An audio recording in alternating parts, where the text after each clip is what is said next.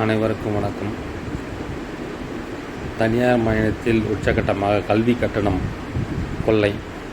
அதாவது மக்களால் தாங்கள் கஷ்டப்பட்டு சம்பாதிக்கிற பணத்தில் பெரும்பகுதியை கல்விக்காக தங்களுடைய பிள்ளைகளின், அதுவும் ஒரு பிள்ளை, 2 பிள்ளை, 3 பிள்ளைனாக்கா முழுக்க சம்பாதித்தின் பெரும்பகுதியே கல்வி கட்டணத்துக்காக கட்டிகிட்ருக்காங்க. இந்த தனியார் கல்வி நிறுவனங்கள்லாம் என்ன பண்ணுறானுங்க, கொள்ளையடிக்கிறதுக்கு ஒரு அளவு இல்லாமல் அவனை மட்டும் வருஷம் அவனை இஷ்டத்துக்கு விலையை ஏற்றிக்கிட்டே போகிறானுங்க. அவனை சொல்கிறது தான் கல்வி கட்டணம். அந்த கல்வி கட்டணத்தை அவனை மட்டும் கண்ணாப்பினான்னு கட்டுப்பாட்டு இல்லாமல் ஒவ்வொரு கல்வி நிறுவனம், தனியார் கல்வி பள்ளிகளிலும் வசூல் பண்ணுறது ரொம்ப அயோக்கியத்தனத்தின் உச்சக்கட்டம்.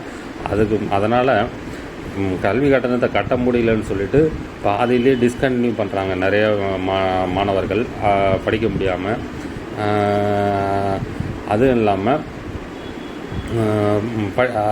இந்த படிச்சுட்டு இருக்கும்போதே நிறைய தனியார் பள்ளியில் ஆரம்ப காலத்துலேருந்து படிக்கிறவங்க ஏதாவது ஒரு 12ஆவதுக்குள்ளார கண்டிப்பாக ஏதாவது ஒரு ஸ்டாண்டர்டில் ஃபெயில் ஆகும்போது அவங்க பள்ளியில் துரத்தி அடிக்கிறாங்க. இது கொடுமையிலும் கொடுமை.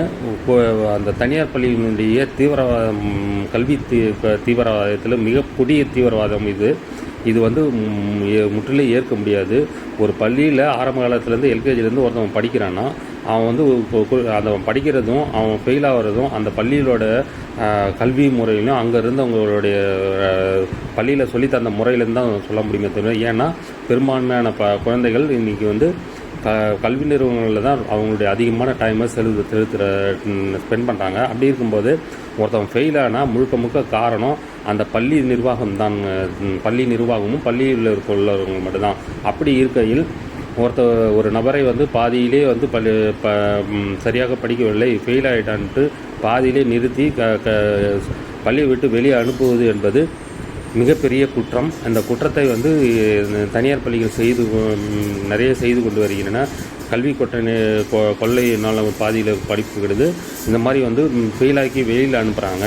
அது திட்டமிட்டு ஃபெயில் ஆகிறதாங்களான்றது கூட உள்ள நுழையணும். சில பசங்களை தேவையில்லாமல் திட்டமிட்டு ஃபெயிலாகி வெளியில் அனுப்புகிறாங்க தனியார் பள்ளியில். இது